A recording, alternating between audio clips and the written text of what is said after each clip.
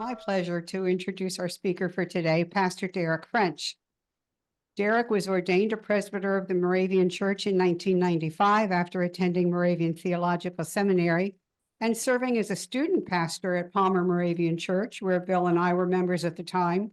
So we've known Pastor Derek for quite some time now. Along with his obligations as a pastor and all the committees he's involved with at Nazareth Moravian Church, and serving on district synod committees, as well as popping into our book group at church, sparking some very interesting conversations. But when he has some free time, he enjoys sailing and has built his own sailboat. And that's what he'll be telling us about today. So Pastor Derek, I'll turn things over to you. Thank you. So good afternoon, everybody. It's a great joy to be here today. And I want to share with you a little bit about the process of building a boat. But I want to back up before I get into that. So for those of us who have jobs on the water, professional jobs, whether we're professional watermen or merchant marine or Coast Guard or Navy, those folks need a well-found vessel. And what that means is they need a vessel that is safe and that is appropriate for its purpose, its intended use. But for the rest of us, if we're talking about a boat, it's going to be for recreation. It's going to be a way for us to spend time with those whom we love, with our friends and our family. It's going to be a way for us to do things out on the water, to enjoy the beauty of the world of God's creation. And so a boat, for those of us who don't make our living on the water, is a bit of a luxury rather than necessity. And I want to share with you how I came to build a boat, and specifically how I came to build a small sail and oar boat. This is a small boat. It's 17 feet long. It weighs less than I do, so I can muscle it around. If I can't back myself down the ramp, sometimes if you go down the boat ramp, you see people having trouble backing the boats. After several years, I've gotten where I can back the boat down the ramp. But I wanted something that I could muscle around if I had to. I can literally pick this thing up, put it in the water. I can take it out of my garage. It lives in my garage. And I can take it out of my garage and take it down to a lake, put in a mast, and raise the sail and be out on the water in 15 to 20 minutes on any given day. So it fits into pastoral budgets, it fits into pastoral timeframes, and has been a great joy. So I want to tell you why I built the boat, how I built the boat, and what I learned in the process. But in sharing this with you, it's my hope that it will also inspire you or give you some insight into discovering and cultivating whatever is your creative passion in life, whatever is your creative passion in life. So I'm a pastor, and I believe that we are created in the image of the one who made us. That means that God is a creative, creating individual, and that we also, therefore, in mirroring that, have within us a latent desire, an inherent desire to create, to bring something new in the world. And I believe that when we do this, it refreshes us, it replenishes us, and brings us joy, but also that joy that it brings us helps us in reaching out to other people and connecting with other people and in sharing that joy. So it can be a source of fellowship as well as a source of renewal. So let me take you back to the beginning of the process, which started nearly 30 years ago when I was down in Lidditz. And I had just finished up seminary. My wife was in the Army National Guard. She served in the Signal Corps. And she had just gotten a job as a government service employee down with Signal Corps Command down in Wilmington, Delaware. So she had put me through college, through seminary, working while I was up here in seminary, partially for the Signal Corps Command down there. And she had a 3-year commitment. And I wanted to honor that commitment that she had made while I was also honoring my commitment to be a pastor. So I called in to the church and I said, my wife has a commitment to the Army National Guard. And I'm going to be up here in the north for a while. You might be able to tell that I originally came from the south, have a little bit of an accent maybe. But I'm going to be up here in the north for a while. So they said, okay, we'll look for a place up here. And they put me in Lidditz, beautiful Lidditz down in Lancaster County. And so I was very enthusiastic about starting, and I dove into the work of ministry. I was primarily being a youth pastor down there, but I had two wonderful colleagues on the staff, the late Reverend Dorothy Burkall and Reverend Aiden Ward, who fortunately is still with us. So anyway, the three of us were on staff and everything was looking good. We moved into the parsonage and I dove into ministry, but I didn't pace myself. I dove in 110%. I know that there isn't a thing 110%, right? Because 100% is as high as you can get, but I overextended myself. And I didn't realize that I was overextending myself until I got up to Holy Week. And I got up to Holy Week and I crashed and I burned. I didn't realize it at the time, but I was severely clinically depressed. And my two beloved colleagues noticed that I was severely clinically depressed and said, hey, you better go and check yourself in and get yourself checked out. And a lot of times in our lives, when we have a crisis, it turns out in the long run that a lot of good can come out of the crisis. And sometimes the best things in life are those things that at the time don't look particularly good to us. So I went into this wonderful facility and they began their work in helping me deal with my depression. And this was a facility at Good Shepherd over in Allentown, and they had a multidisciplinary approach to healing people. So they had a chief of medical staff who came and checked me out. He was an ex-Air Force flight surgeon. And then they had a recreational director, and they had a life coach, and they had a work coach, and they had a psychiatrist, and they had a psychiatrist, and they had a registered dietitian, all this stuff.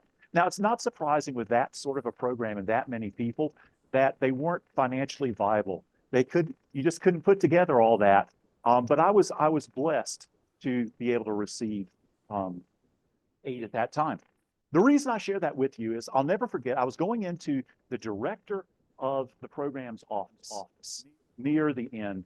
And he said, you know, if there's one thing I want to tell you as you're finishing up here and as you're going back to your ministry, your calling, he said, I want to tell you to get a life.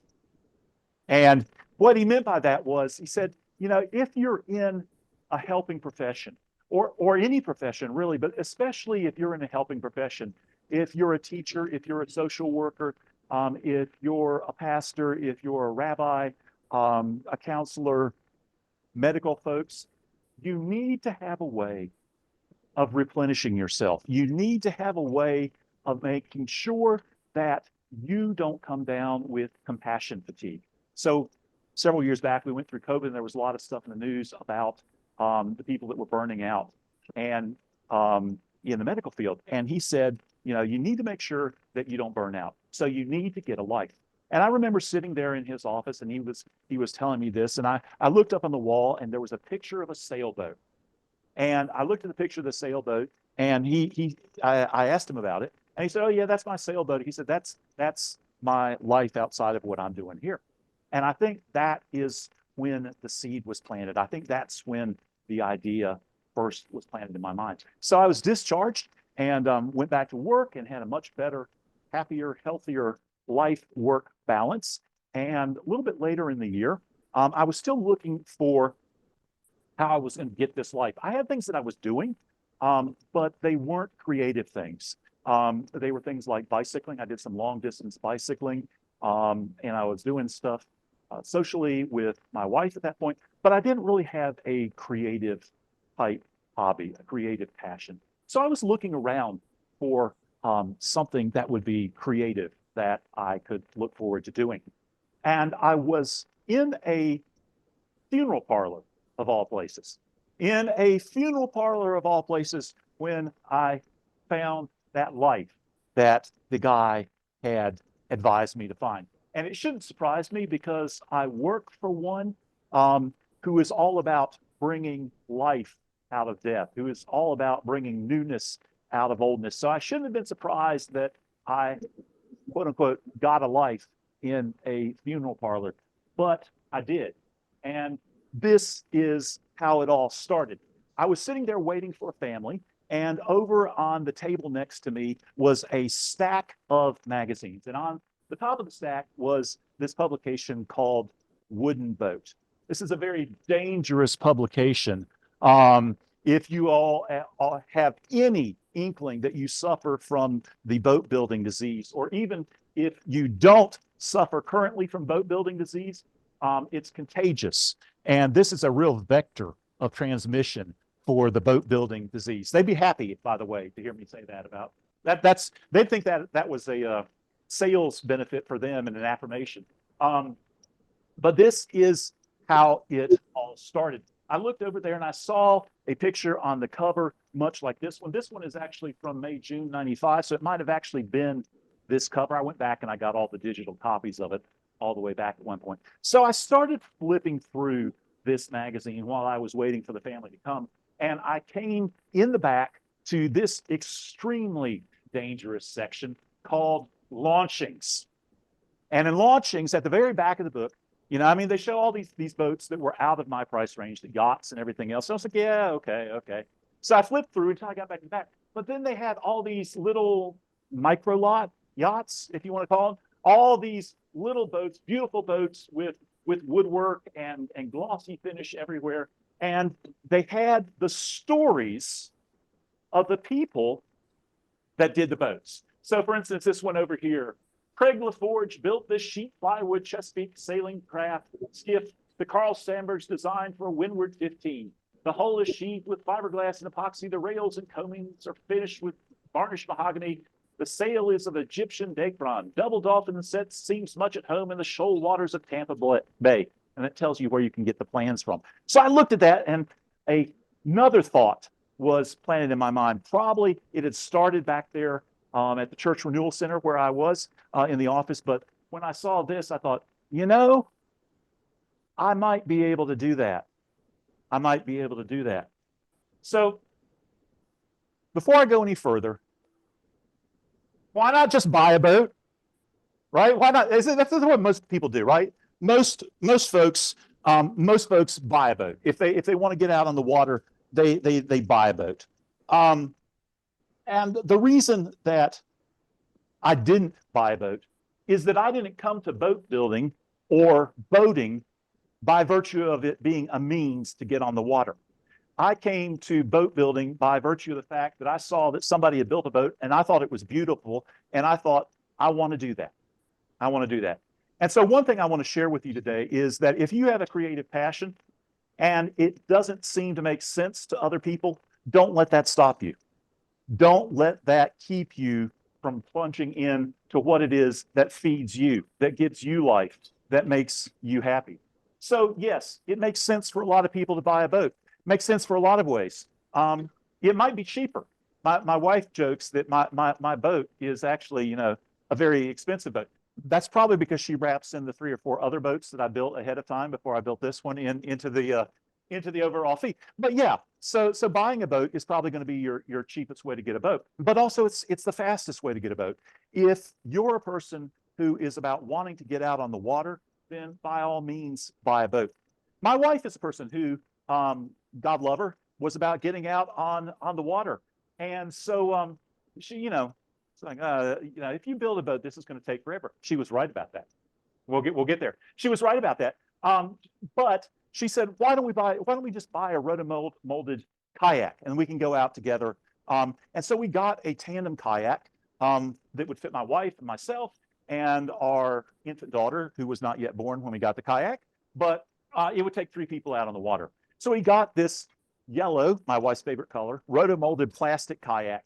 And we went out on the water a few times, but the boat didn't do anything emotionally for me. It was just sort of cold. So while I knew that it was more important to have the relationship with my wife than the boat, I didn't want to be like that guy. There's a guy down south. There's a joke about this guy down south. He's looking for companionship, for female companionship. And so he places an ad in the classifieds. And he says, young bachelor loves the outdoors, hunting, fishing, birding, and boating, seeks young woman with the same interests. Please send picture of boat. Yeah, I didn't want to be that person. I didn't want to be that person. So we got the kayak, we went out, we had fun in that. But I knew that I needed to build a boat. I knew I needed to build a boat. So I began to look about how I was going to build a boat. Because I had absolutely no clue how to build a boat. I hadn't been raised on the water. And in fact, I had an aversion to the water because when I was a kid, I had gone down to Ocean Isle Beach, which is down in the southeast of North Carolina. And I had waded out into the water like many children do. And I had gotten up to about here on my little body when a big old wave came up and crunched down on me and ground my face down in the sand. And I sucked down some water. And of course, if you've ever done that, I hope you haven't, but if you've ever done that, your body tries to keep you from drowning, so it will close off your throat. And when you stand up and you're out of the water, you still can't breathe because your body is closing off your throat, so the water does not come down. So I got out of the water and I was standing there, not being able to breathe on dry land. And I didn't pass out, but it was very, very scary. And that kept me out of the water. That kept me out of the water for a long, long time. And I didn't learn to swim as a consequence of that until I started dating my wife. And she was a water safety instructor, Red Cross water safety instructor, trained lifeguards. And she told me that if I wanted to marry her, I had to learn how to swim so I wouldn't drown. That was motivation. I learned how to swim, but I was still afraid of water. I didn't have any desire to be out on the water, but I had this overwhelming desire to build a boat. You can see where this is going. The other side of that was that when I had been depressed, because the depression picks up on other traumatic things in your life, the depression manifested itself in my dreams as waves that were crashing over me, threatening to drown me, right? So the depression took the form of the element that boats are at home in. So there was no way that I was looking for a boat to get out on the water. Well, we're going to see that the Lord works in mysterious ways, right? In strange ways. So I wasn't looking for a boat to get out on the water. But once I decided that I was going to build a boat, I began to really think about this and think about what I needed to build the boat. And this applies to whatever it is we do. My dad was a classics teacher. That means the studies of classical Greek civilization and Roman civilization. And when I was a child, I had the good fortune to go to the Temple of Apollo at Delphi in Greece, which is up in the mountains overlooking the Saronic Bay. Gorgeous place. But we walked all over that place, and my dad told me about what had been there. And what had been there, because this was a pre-Christian shrine to Apollo, who was the Greek god of learning and wisdom, had been inscribed sayings that the Greeks had put up there, one of which was know yourself or know thyself, right? Knowing yourself, I think, is very important in life.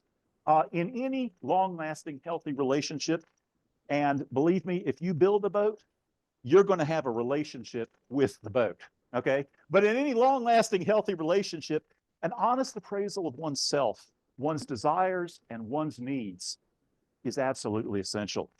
One must know oneself. As a pastor, I often come across persons in premarital counseling, and I often have to say to them, you know, it's very important that you're honest with yourself about what it is that you're looking for in another person, in a life partner. And it's very important that you accept them for the fullness of who they are, and you don't expect that they're going to change at some point down the road, that you accept them as they are, and you don't delude yourself into saying, I believe I can live with X, Y, and Z, or they're going to change X, Y, and Z. Well, with boats, you know, people change slowly. People are capable of changing, and they can change slowly. But with boats, what you've got is what you've got. The boat is not going to change. So if you're going to get a boat, you better know, honestly, what it is that you're looking for in order for it to be the right boat for you. So first thing to know is there is no perfect boat, okay?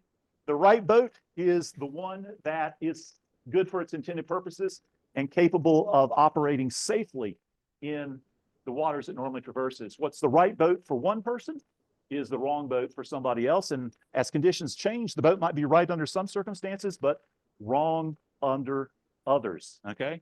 So maybe for you, a motorboat is what you want. If you want to ski, if that's what you're into, my wife introduced me to water skiing, and my boat's no good for water skiing. My boat's the wrong boat for water skiing. You know, if you want to go in very shallow waters, in a marsh or something, my boat can do that, but it's not actually the right boat. It can do that, but it's getting by. Okay, it's not the right boat. That kayak is the right boat for that. So there's a right boat and there's a wrong boat.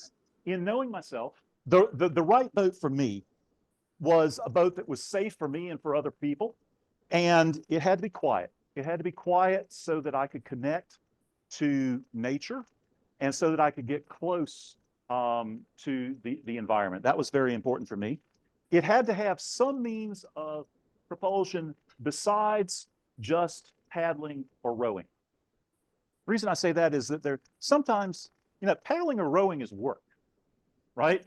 And there's sometimes when you want to be out on the water and you don't want to be working. You just want to be you just want to be relaxing. And so that meant sail or electric. It had to be easy to launch and retrieve. It had to have no marina fees required for storage. And it had to be light enough that I could move it, muscle the boat around, and it had to be pleasing to my eye. So I started and I went looking to build a boat. And the first thing I did was, this is the boat, by the way, 17 foot. It's called a dory, and this is a specific type dory called a Swampscott dory, which is more rounded in here. The Banks dories are really flat-sided. They're really flat-sided, slab-sided, and they're tippy when you get into them. They're really tippy, but they're a lot easier to build than this. We'll come back to this in a little bit, but what I wanted to show you was there are ways of building a boat. The traditional way of building the boat is plank on frame, which is you make the planks, you make the frames, and then you put on the planks. A second way is strip-built boats. You cut up a bunch of strips of usually cedar, and you edge glue them together, and then do a lot of sanding. And then you can modern stringers and ply, and then there is stitch and glue, which is what this is. There's some traditional boat building, and it requires a lot of space, and it requires a lot of expertise, which I didn't have. And I knew myself well enough to know that I didn't have that. So I went with stitch and glue. Stitch and glue, have any of you ever done those models that are really intricate wood models that you punch out? You sometimes see them for kids. I don't know if you bought them for kids. They're models and you punch them out of laser cut wood. Basically, this is the glorified stepped up version of that as far as building a boat. But what you do is you assemble the pieces and then you stitch them together with copper wire, really thin copper wire. And then after you've done that, you get epoxy and you epoxy all these seams. You epoxy all these seams. And that's what holds your boat together. And then on the outside of the boat, you put on a layer of fiberglass. So remember I said it was important to have my wife on board for the boat building process? Okay. So for Christmas in 2013, she talked to my parents. And for my Christmas, birthday present, anniversary present, and everything else, they got me the kit for this boat from a place called Chesapeake Light Craft down in Annapolis, Maryland. So it came with a kit. It came in 3 packages on the front porch. And I opened it up and I started putting it together. And by late spring, the way they catch people is that the boat starts to go together really, really quickly. So by late spring, 2014, I had something that looked like a boat, right? And I'm thinking, 2014, I'm thinking I'll be launching by fall. But what they don't tell you is that this is not even a quarter of building a boat, okay? Not even a quarter of building a boat. So I did that and I put in all the seams. Then I had to, remember I said it was sewn together with all that copper? You have to take all that copper out because you don't want to have that leaks in the boat. So I did all that. And I'm a pastor. So I was doing this in my spare time, right? Now, I'm also building it in a garage in my basement. which is not climate controlled, ventilated, or heat anything else, right? So I have to find time when it's the fullness of time, right? When the weather is right, that means not too much humidity, when the temperature is right, and when I can open the door and like ventilate the place so I don't gas myself out, right? So there are very few days over the course of a year that are absolutely perfect for that. And they also have to be days that nobody in the congregation has an emergency or I don't have a meeting or anything else. So it started to go a lot more slowly than I thought it would. So 2014, 2015, a year later, it looked much the same. 2016, it looked much the same. 2017, it looked much the same. And I'm starting at this point to get worried, right? Because we've all heard stories about people that start something and they're unable to complete it, right? There's scriptural stories about that. And growing up, there was a guy I saw that was trying to build a ferro cement sailboat. And he got as far as the hull, but he never completed the boat. So he had this boat in his backyard for years and years, and eventually trees started growing out of it. But he never got it done. It's like, I don't want to be that person, you know, that doesn't get it done. So finally, I think it's like 2017, 2018, I got the boat to this point. And it's got one coat of primer, and it looks like a boat, and it's got some shiny stuff up here, but it still is far from done. See, now at this point, I'm thinking, I started at the beginning, I'm like, okay, 2014, I'll be launched by fall. By the time I'm here, 3 or 4 years into the build, I'm thinking, well, surely by this fall, I'm going to be able to launch. And always something would come up. So nothing launched. And there was all sorts of little stuff to do, because when you get involved in a project like this, it's the little stuff that you don't count on that that becomes burdensome. So for instance, I had to make the rudder, and I made the rudder here, and it's a kick-up rudder so that if I hit a rock or something, it pops up instead of getting hurt. And here the boat is basically done before it got that coat of white paint on it. But this was like a year or so before that. And so I've got a boat that looks like a boat, but it's so far from being done.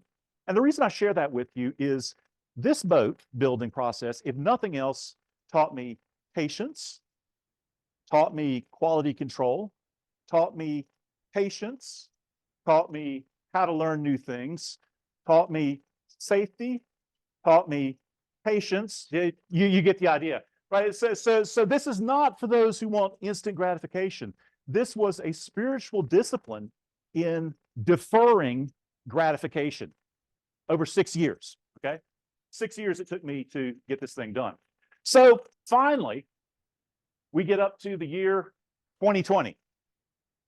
You get up to the year 2020, okay? In the year 2020, I start a new ministry up at Nazareth Moravian Church, and there's an event going on in the world called COVID. COVID. My former administrative assistant called me when she saw the launching, and she laughed. She said, "It took you a world pandemic to finally finish your boat." And it did.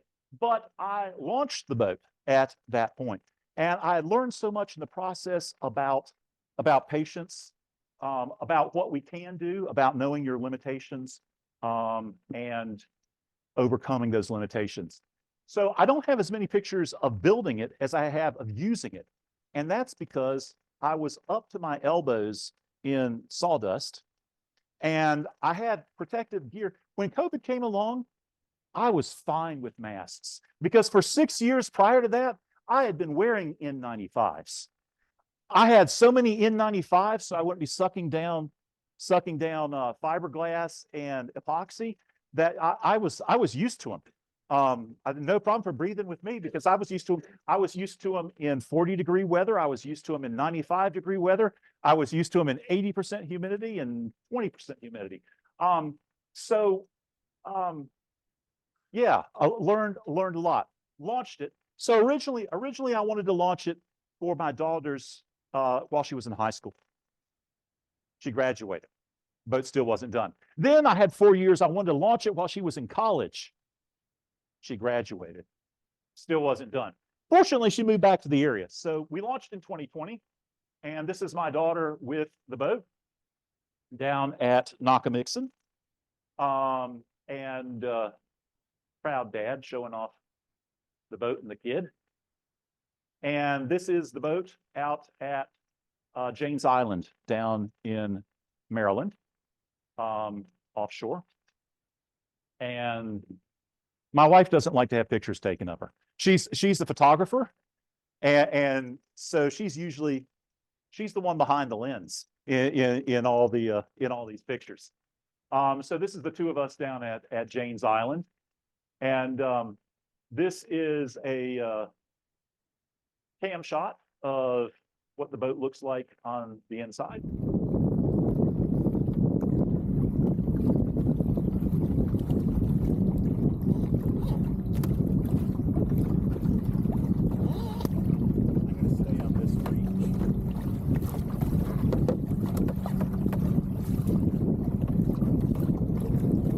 So we're trying out a new cam that there's actually a selfie stick my daughter is holding, but the after processing removes the selfie stick. You can see it blurred her hand slightly. So it looks like it's a drone shot, but it's actually a selfie stick. And I love this one because on this one, I'm really, you can really see the wave. The boat is creating that. This is short. This is a very short clip, but that's it.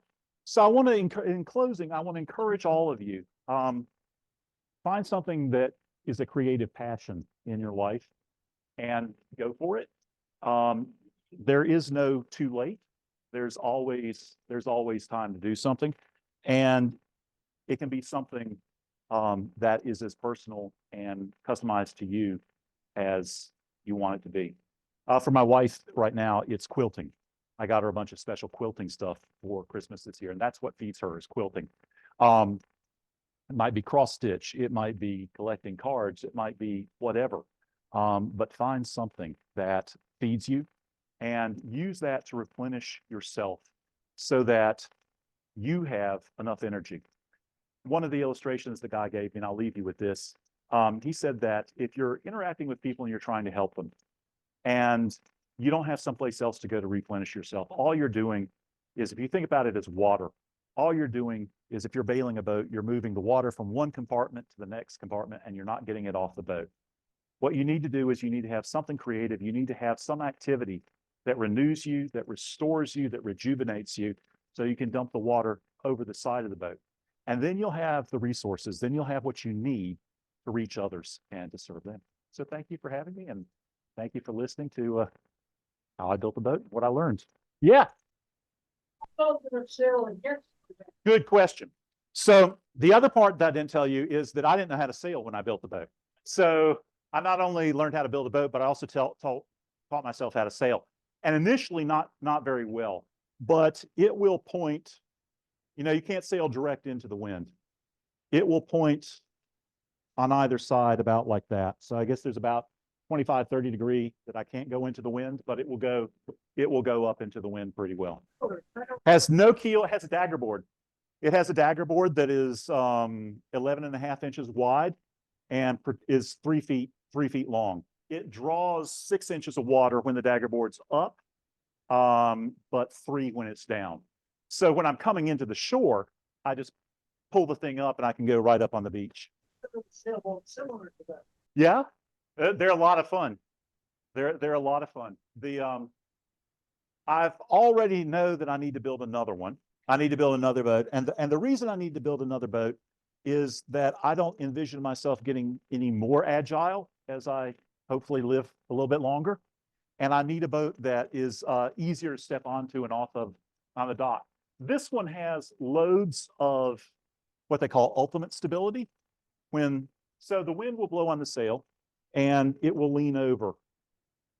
And the more it leans over, the stiffer it gets and the more it pushes back because of the hull shape. But that leaning over, it's the reason that you see me and my daughter sailing and not me and my wife, because it makes her very nervous when the boat goes over like this. And I'm used to it. I built the boat. I totally trust the boat. I've capsized the boat, but I capsized the boat when I was incapacitated after I suffered a concussion. So I trust the boat implicitly, and the boat did what it was supposed to do, and that's why I'm here. But my wife is nervous about the healing. And if you step into it, initially it's very tender in terms of the rocking back and forth. But as you sail it, and dories are meant to, I mean, they sail what they call down by the rail, which means that I've got about yay much above the water, and the rest of it is, it sails over on its side. But as it does that, it pushes back. Yeah, so it can go pretty well against the wind. Yeah. It's Okumi marine plywood. Okumi is it's a tropical hardwood that is grown in plantations, and it's a renewable resource. So the outside is 1/8 inch Okumi marine. Actually it's 6 millimeter, but which is closest to an 1/8 inch. This is like 3/8. This is 3/8. And then the gunnels around the sides, those are mahogany. Those are plantation grown mahogany.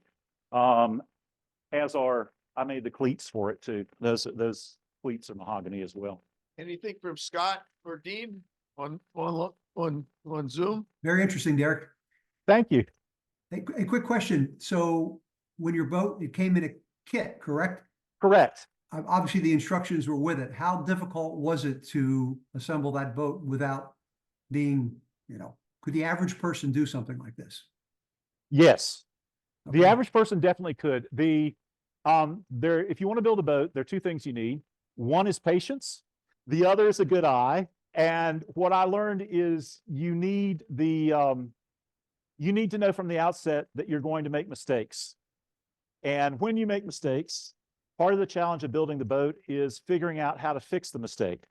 So there was a guy I was reading about building boats, and he said that every boat builder ought to have what they call a moaning chair. A moaning chair. And a moaning chair is when you realize you made a horrible mistake and you sit down and you think for a day or two, how am I going to fix the mistake? It's easier in the company of people that are experienced, but there's no, even if you're with good instructors, the only way you get experience is to start building the boat. So I look at the boat now. Every time I look at the boat, I see everything that I did wrong in the boat, which I think that's because of where I am now. And it's a reminder to me that I've grown as I've built the boat. So the boat has given me that, and it's given me an appreciation for the imperfections that I see in it, because I realize that the imperfections in the boat are not really pertinent to why I built the boat in the first place. So there's a story about one of the living artists over in Japan, and he's a potter. And there's a student who is trying to build pots, and he builds pots, and the master keeps breaking the pots that he builds. And it's really bothering this student. But eventually he realizes that what the master is trying to teach him is that it's not about the boat per se. It's not about the pot per se. It's about the process of building the boat or the pot and what is within the person when the boat or pot is done. So yes, anybody can build a boat, and it'll be a great spiritual discipline, as well as you'll know a lot more about yourself when you're done. I'm sure. And if you get 40 days and 40 nights of rain, you'll be ready, right? Yeah, people joke with me all the time. They'd say, hey, do you know something that we don't know? Yeah, but it takes more than 40 days and 40 nights. God was definitely helping Noah with the boat. So how long did it build the ark? Have no idea. If it were me, he would have taken his whole lifetime to build the ark. Yeah. He had plenty of time. Each building is hit airplane. Yeah. So I wanted to do that, but my wife has forbidden me to do that. Well, cost-wise, both less expensive. Yes. Yeah. So, and she points out that I don't know how to fly. And I told her, well, that's not a problem. I didn't know how to sail when I built the boat. Thanks again, Pastor. We appreciate Sure. it. It's a great presentation. We give him another round of applause. Thank you.